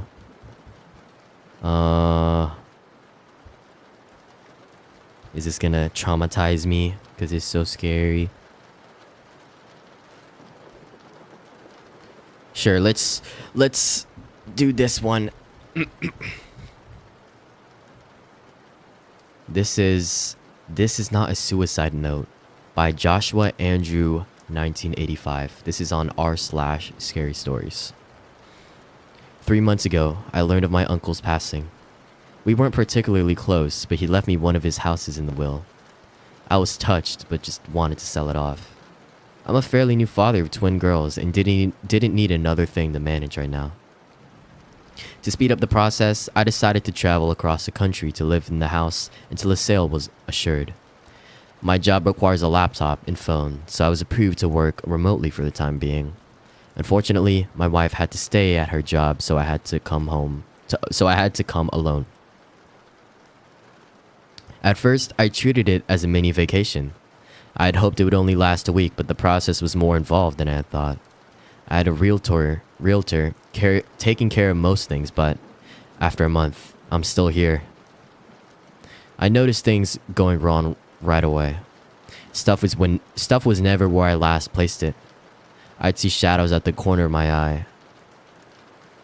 I'd lose track of time constantly. I've lose track of time constantly.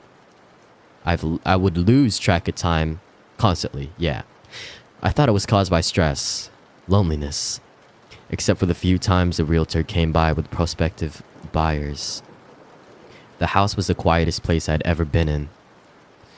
Before I completely lost my mind, the neighbor came by with a dog. She was an elderly woman who explained that she had been dog sitting while my uncle was in the hospital. Now that I was here, she thought I should take Buster, the golden retriever.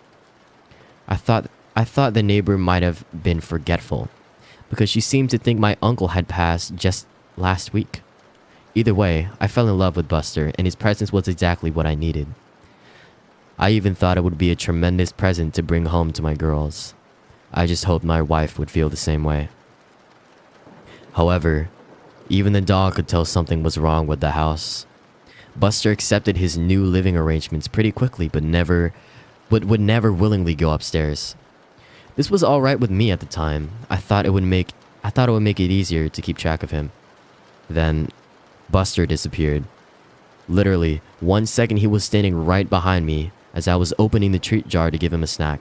My eyes left him for just a moment to put the jar back, and then he was gone. I ran through the whole house calling his name. The kitchen was connected to the living room, and on the other end of that was the master bedroom and study. The other end of the kitchen led to a dining room, which was connected to the entrance hall that also led to the living room and to stairs to the second floor. After walking upstairs, you had a choice of going right or left along a balcony that overlooked the living room on one side and entrance on the other. Going left led immediately to a guest room and game room. Going right led to 2 more guest rooms and a bathroom at the end of the hall. I looked in every room and had to accept that somehow the dog made it outside, even though there was no doggy door and every door and window had been closed and locked. So I searched the surrounding neighborhood for another hour before giving up. I was thinking about making flyers when I opened the front door and heard Buster scrambling towards me from the kitchen. I was ecstatic, of course, but I just couldn't wrap my head around how I could have missed him. I let Buster sleep in the bed with me that night. In hindsight, it was a huge mistake, but it made me feel better at the time. Things picked up at work though, and I soon forgot about all the strangeness surrounding this house. Clients called me constantly, but we were getting a lot done, and I landed multiple large contracts in a row. I was working around the clock, but I knew I'd be due a promotion once I returned to the home office. Several times I'd get lost in a phone call or spreadsheet and suddenly find that it was nighttime. I'd be so absorbed with work that I would block out Buster whining for food or to go outside. I started to set alarms to keep track, but I had too many important clients to slow down. I was on top of the world, but my health was starting to suffer. I'd forget to eat and even sleep sometimes. There was always something else to do or someone to talk to. I even got better at taking care of Buster. Better than I was taking care of myself, at least. Then my good mood ended with a bang. Literally. Buster was whining behind me as I finished another spreadsheet. Then we both heard a door slam upstairs. For the first time since I brought him inside, Buster ran upstairs by himself. I almost called the cops, but I felt silly with the phone in my hand. I started to doubt I had heard anything at all. And if there was an intruder, surely Buster would have been making more noise. So I mustered all the courage I could manage and crept upstairs with a frying pan as my weapon. It was dark upstairs, but enough moonlight was coming in from the downstairs windows for me to make out Buster standing in front of the bathroom. I had purposely closed every door when I last came through here looking for the lost dog, but this door was now wide open. I flipped on the hallway light, but nothing happened. With no better ideas, I raised my frying pan high and walked slowly to the bathroom. There was no window in here, so it was pure darkness inside. I was terrified. Bizarrely, Buster just looked frozen. His tail stood straight up and he just stood there pointed towards the door. I tried to take it as a good sign that he still wasn't barking. That's what finally got me through the threshold and into the bathroom. The whole time, my eyes had been getting used to the darkness, and the bathroom was too small for there to have been anyone there without me noticing. I started to relax when I took a step forward into something sticky. I suddenly realized that I had my cell phone in my pocket. I pulled it out and turned it on to cast some light onto the floor. I immediately dropped it at the sight of the bright red liquid that surrounded my feet. I fled the upstairs and triggered Buster to follow. This time, I had no trouble calling the police. Thankfully, there was already a patrol call nearby, so 2 officers arrived within a couple of minutes. Their powerful flashlights cut through the darkness like knives, but they soon found nothing was wrong with the upstairs lights. Something did appear to be wrong with my pipes though, as they caught up from above that the puddle was just rusty water. Because of their insistence, I climbed the stairs again and clearly saw a muddy brown puddle in the bathroom. The banging must have been from a pipe breaking. Both cops had a laugh at my expense, but were otherwise understanding. They even gave me a number of good plumber through my cell phone. They even gave me a number of good plumbers through my cell phone, which was ruined after I dropped it and left it in the puddle. I would have to use the one landline in the kitchen from now on. I let them out and promised to call the plumber first thing in the morning, yet, as exhausted as I was, I couldn't go to sleep over that excitement, so I had to stay up to draft some more important documents for my company. Before I knew it, Buster had made another mess in the living room. I was dead tired and said some things to Buster that maybe I shouldn't have, and did some things to them that I know I really shouldn't have. I decided to do something about the stress I'd been under, and I spoke to my supervisor that same morning. To my surprise, they were happy to let me have the week off as a sort of mental vacation. Just like that, all my outstanding work was taken away. With nothing else to do, I tried to focus just on Buster. I played games with him and fed him a bunch of treats to make up for my earlier neglect. Then I found the first message. I didn't notice it for some time since I had been avoiding the second floor, but I realized that I hadn't actually called the plumber. Before doing so, I went upstairs to see if things had gotten any worse. Instead, I immediately saw a message written in red on the hallway wall. It read, "Losing your mind?" For a second, I kinda did. I was scared to death at the thought that someone had to have sneaked into my house while I was there, probably when I was sleeping. I won't bear repeating everything I said or did right after. Let's just say I hadn't become any braver since the banging. Eventually, I unlocked my bedroom door and made my way to the kitchen with Buster leading the way. I called the police again. Those same two officers were able to show up, and then, slowly, we cleared every inch of the house, yet we found no one. Everything was locked, no sign of forced entry. The police actually took me seriously, something that bewildered me at the time, and admitted that this isn't the first house in this neighborhood to experience this. There had been a series of break-ins where nothing was stolen, but the police officers still offered to have a car sit outside for the night. Even though I took them up on this, I soon realized I'd never get a chance to sleep tonight in this house. So I called my only friend in town, and really in the whole state, an old college roommate who coincidentally lived 30 minutes away. He offered to pick me and Buster up in a few hours, so I busied myself with packing my suitcase. I didn't know how long I would need, so I pretty much packed everything I brought with me to the house in the first place. I left my room to pick up some doggy toys when my friend called to say he was waiting outside. I decided to hang up the phone and meet him immediately.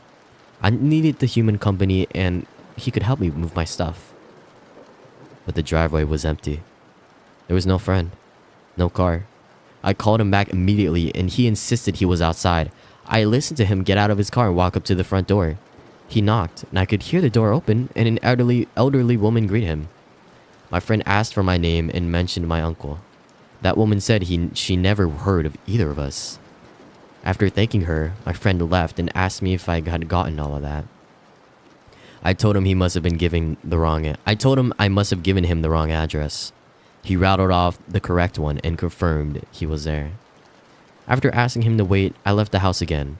I walked out to the street and looked back at the numbers written on the curb in the mailbox. Only there weren't any numbers, just a message. "Losing your mind?" On the curb, written in red. The temptation to leave right away was great. I could just start walking and never stop, but I had to get my stuff and, more importantly, Buster.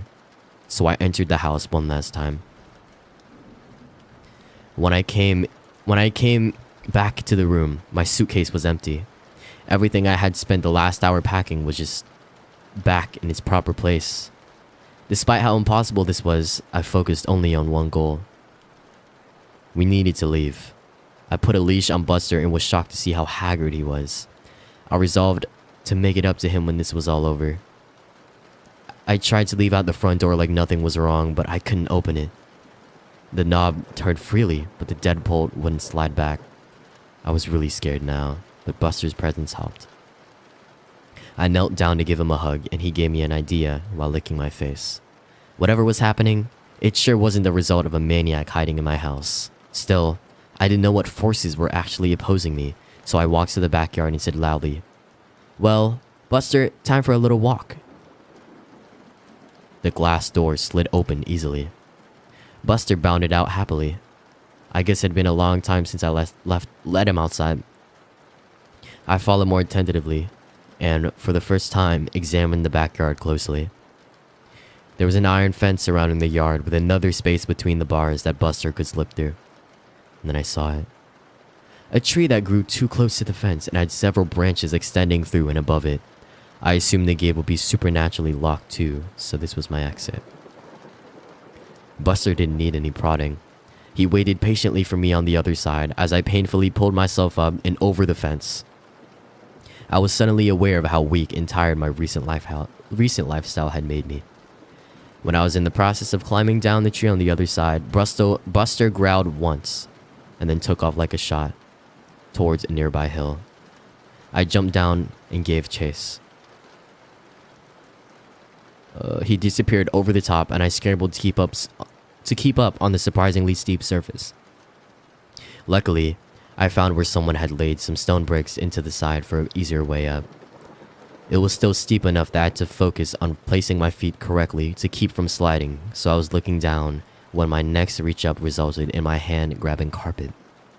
Confused, I looked up to see the second floor landing. I looked down to see the rest of the stairs that led to the entrance hall and living room of the house. Buster was nowhere to be found. Hold on, let me take a sip of water.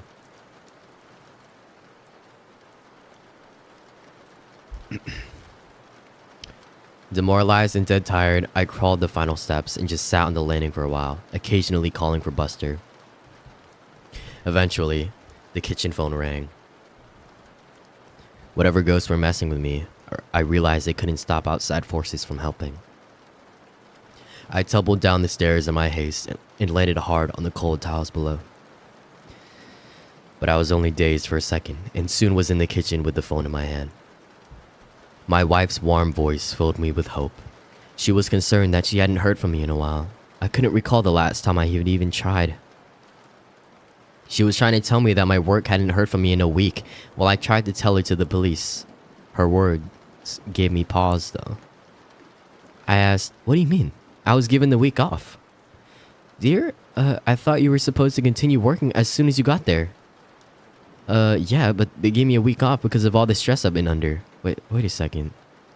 How long have I been out here? "Honey, you've been gone almost 9 days now." My stomach sunk, but I didn't hesitate to say, "Listen, you need to call the cops. Something is wrong. I think I'm having a medical emergency." I had just been trying to come up with an excuse to limit the amount of follow-up questions, but I ended up realizing that this was actually the most likely explanation. Maybe I was just suffering from a gas leak or a brain tumor. Ironically, either of those options seemed preferable than living in a haunted house. My wife asked, "Baby, what's wrong? Are you okay?" I thought I saw a shadow move out the corner of my eye as I answered, "Yes, I'm okay, but no. I need help. There's something wrong about this house." "You aren't making any sense." "Just listen to me. Call the police and tell them my uncle's name. Tell him to come to this house and an ambulance might be needed. Please help me." "Please help you? Pretty please? With a cherry on top?" I stared at the phone in my hand as my wife's voice continued to come out of it. It sounded like her, but in a mocking tone I've never actually heard from her before. She said, "Does your tummy hurt? When's the last time you ate? I wonder what Buster tastes like." I slammed the phone down, but whatever it was on the other side was right. My stomach was hurting. I couldn't remember the last time I had eaten. On cue, I heard Buster whining from upstairs.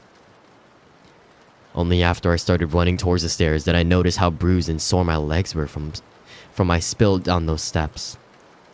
I pushed through the pain and climbed the stairs yet again. Buster was back in front of the bathroom, lying on his side and looking thinner than I'd ever seen him. "Losing your mind?" was written all over the hallway now, including the ceiling and the floor. I no longer had any doubt the messages were written in blood. Some of them were still dripping. I walked over and picked up Buster while a banging started at my front door. I would have jumped if Buster hadn't been weighing me down. I heard the front door open and whoever it was identified themselves as the police. I even recognized the voice as belonging to one of the officers who had visited previously. Why can't I remember his name? After calling out that I was upstairs, I turned with Buster and found the hallway stretched before me, many times its original length. Despite how thin he looked, Buster felt heavier than ever. I knew this was all just some sort of trick to not get me in touch with the police officer. I thought I must have really been talking to my wife. She had to come through with calling the police, and the ghost just distorted the end of the call. So I started my trek back to the stairs and shoveled my feet as fast as I could, yelling all the way. But then a voice answered the police officer. A woman's voice. My wife's voice. I could hear her say, "I'm sorry, my husband wasn't feeling well. He's resting in the bedroom. Can I help you?" I screamed as loud as I could to get attention, but it was no use. I heard the officer say, "I'd like to check up on him." All the same. Sure, come in. He's right through here." It was right out of a nightmare. I was sweating profusely while every step seemed to get me nowhere. I tried to speed up, but the hallway just stretched further. And then I heard a man's blood-curdling scream from downstairs. Suddenly, the hallway snapped back, and I found myself somehow right at the top of the stairs. My momentum couldn't be stopped. I fell down the stairs and landed hard on top of Buster. He howled in pain, but at least he was alive. I saw a long, thick trail of blood go around the corner and under my closed bedroom door. There was still a shadow of something under the door. I painfully crept to the kitchen and grabbed my trusty frying pan before making my way back to the bedroom door, as quietly as I could. My eyes watched the moving shadows nervously. Whatever was waiting there had killed a man. That meant it could kill me. But if it could have a physical impact, then surely it had to be susceptible to a physical impact too. So I raised the frying pan and slowly started to turn the handle. Before I made much progress, the door flew open on its own, and something turned suddenly to me. I swung my frying pan down. The cop stood before me, a smile frozen on his face. We both looked down at the knife plunged into his chest. My hand was still wrapped around the handle. He fell to the side, and I fell backwards to sit heavily on the now clean floor. I was positive I had picked up the frying pan. I could remember its weight. But now, I also remembered going to the kitchen and pulling out the knife. I seriously wondered if I was losing my mind. I looked down to find I had the knife in my hands again. I dropped it at once and crawled back to check on Buster. He wasn't moving. I put my head on his flank and was devastated to feel he was warm but not breathing. I didn't know what to do, so I did nothing. When I woke up, I waited some more. I wasn't sure what I was waiting for, but nothing horrible was happening to me while I waited. I wasn't in a hurry to change that. But the bodies of Buster and the cop were still there. I needed to do something. My stomach rumbled as I finally got off the couch. That was another problem with just staying put. First things first, I found a shovel in an outdoor closet attached to the backyard porch. Digging the hole was exhausting, so I settled for just burying Buster now. I planned on getting to the top after finding something to eat. I picked up Buster and carried him outside. His fur was still so warm. It was hard to believe he was gone, but there was no life behind his big brown eyes. I gently laid him down in the hole and got to work. Sometime later, I wandered into the kitchen and raided the pantry. The house was quiet apart from my efforts. Whenever I stopped moving, the silence was complete. I wondered if the ghost had just... Oops. I got lost. I wonder if the ghost had just been trying to make me a murderer after all. Now that the goal had been met, maybe they would just leave me alone for a while. Just in time, because I was starving and didn't need any more distractions, I opened a box of cereal and had a handful up to my lips when I paused. How could I tell I was actually eating what I was looking at? What if I had actually been opening a box of rat poison? I still wasn't sure what those ghosts were capable of. I imagined the food turning into worms after it was already in my mouth. With that thought, I threw the cereal to the ground and stomped off, no longer hungry. I needed to concentrate my efforts on leaving this place. Right on cue, I walked by the front door. It was wide open. Instinctively, I made a leap for it before stopping with my outstretched hand just a foot short of the door. This had to be another trick. I could see the door slamming shut in my face, or even taking a few of my fingers with it. I could feel a breeze enter the house, but I was too scared to move. This was the most impossible situation I had ever been in or ever even heard of. All of my senses had failed me before. However, my need for freedom eventually caused my feet to move. Upon slowly exiting the house, I saw the cop car just sitting in my driveway. The door was unlocked and the keys were sitting in the front seat. My mind went wild trying to explain the situation. Maybe the cop was secretly a murderer and had killed previous owners of this house. Maybe his sacrifice had helped them move on. I couldn't think of any other explanation for my good luck at the time, so I just pushed my misgivings down and got in.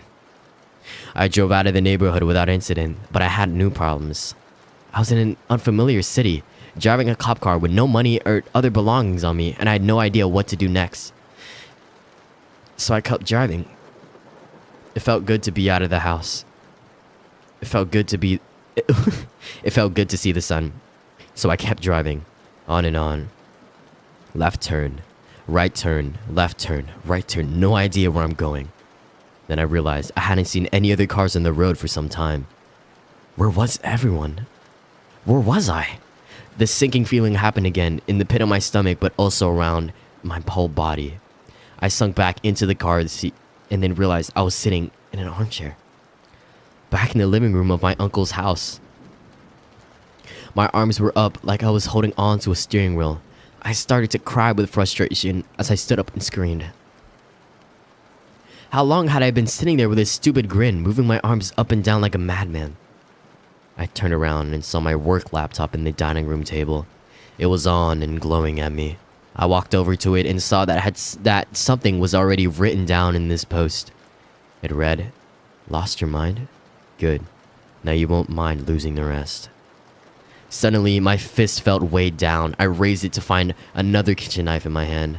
I dropped it immediately. I erased the message and started to type out a request for help. I ignored the screen and just focused on the keys. But I kept hitting them wrong and another message slowly formed. "I'm sorry. I've disappointed you all for the last time.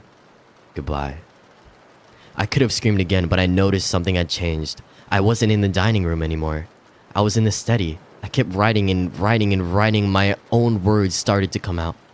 I've sent out emails requesting help. I've posted on the local the police department's Facebook for assistance. And I've just tried to keep writing no matter what. This is my latest attempt to keep my this is my latest attempt to keep my sanity. Whenever I've tried to take a break, I find myself in a new room with new horrors descending on me.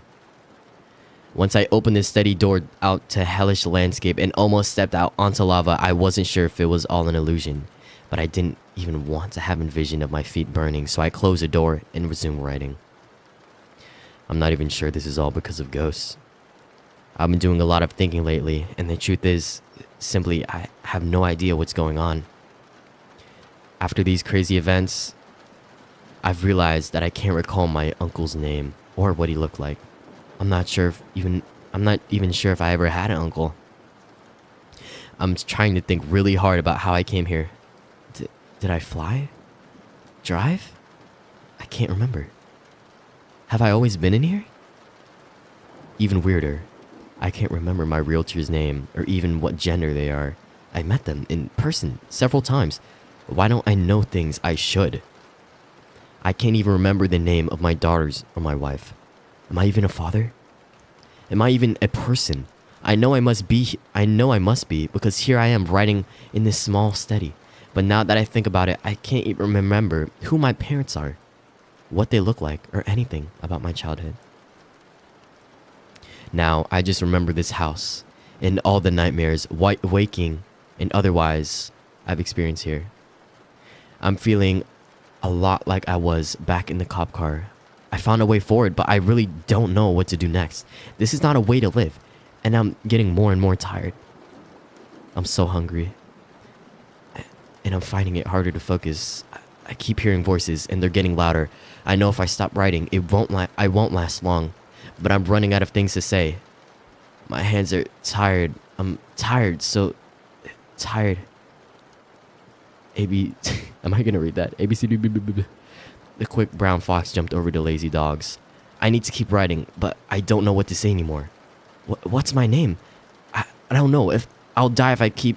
I'll die if I stop writing. I'll die if I stop working. More jumbled text. Buster. I miss Buster. I wish I could pet him one last time. Was he ever real? Is anything? But was he ever real? Is anything? I'm so tired. So hungry. I need to focus. The quick brown fox jumped over the lazy. Goodbye. The quick brown, I'm sorry, jumped over. This is so hard to read. Goodbye. And then the text slowly disintegrates until it says, I'm sorry. I've disappointed you all for the last time. Goodbye. Wow, that takes so long to read. Damn. So he got trapped in this house with a spirit, I'm assuming, and it drove him insane. It killed his dog. It killed any help that he could get. And once he thought he could like send stuff out with his computer, I guess he just went insane. Holy crap.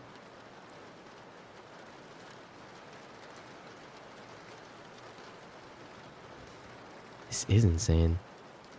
I really like how like here it like the text like slowly starts like disintegrating. It's like reflecting his mental state, I guess. You can like see him at his like laptop just like typing.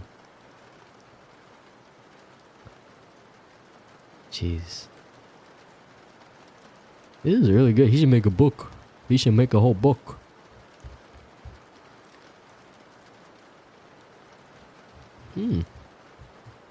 Nice. Okay. Well. Damn, I've been reading reading scary stories for 2 hours, really? It didn't feel like 2 hours. Well. I'll switch it back to this music.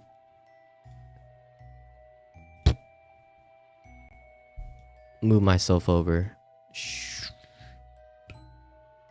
Woo. Thanks for coming to my short scary story stream. During that when I was reading that last one, bro, I was literally like my throat was getting so dry because of how long it was. It was good though. It's a good one. It just wasn't short. That was really long. That's really good. Thank you guys for your submissions too, by the way. I had fun reading them.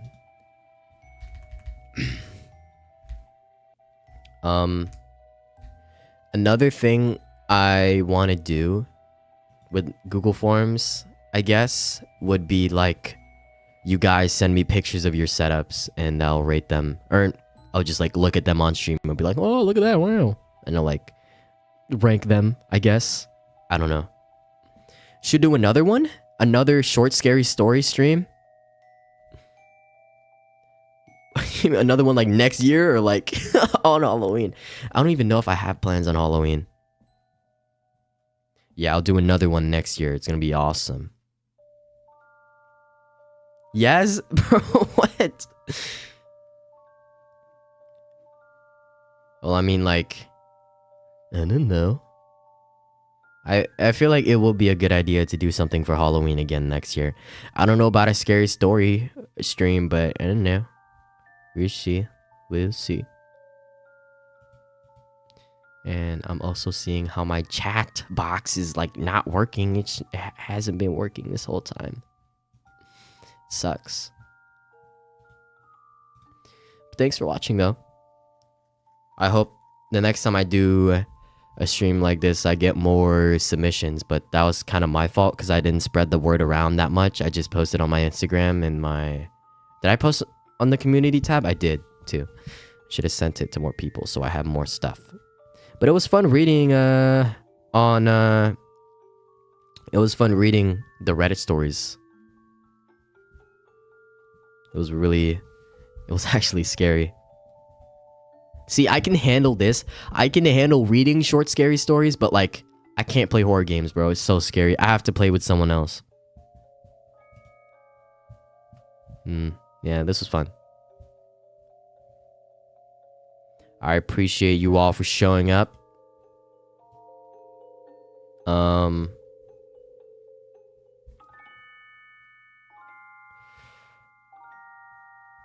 Yeah. William, your short scary story was really good. I liked it. I like how you based it off an urban legend. That was very creative. And I like Jude's too. His thing about the dad coming back from the dead. That was pretty cool. I should play with you. Well, Fortnite. Okay, well, I'm gonna end stream now. Thank you all for coming. Yeah, it's fun having like submissions and then seeing them on stream. But yeah, thank you all again for watching. I am not sure what game I'm gonna play next for stream, but I do want to have another stream like this where you guys submit stuff and then I like look at it on stream. That's pretty cool. All right. 1 second. What the heck?